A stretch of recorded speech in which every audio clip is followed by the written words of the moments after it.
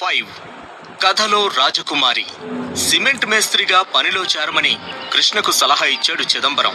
కానీ కృష్ణ ఎలా అయినా మెజిషియన్ అవ్వాలనే గట్టి సంకల్పంతో నాకింకా చదువుకోవాలనుంది నాన్న అంటూ ఫ్యూచర్ ప్లాన్ షేర్ చేసుకున్నాడు.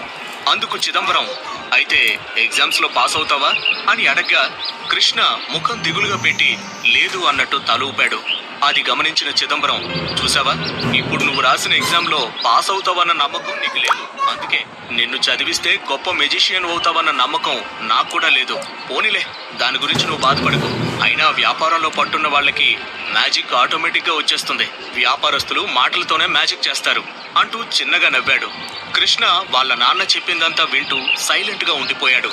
అతనికి ఏం మాట్లాడాలో, వాళ్ళ నాన్నను ఎలా కన్విన్స్ చేయాలో అర్థం కాక మనసులో, ఇప్పటి వరకు చదువులో నా తెలివితేటలు చూసిన ఎవరైనా ఇలాగే మాట్లాడతారు. ఇందులో నాన్న తప్పే ఉందిలే, తప్పంతా నాదే.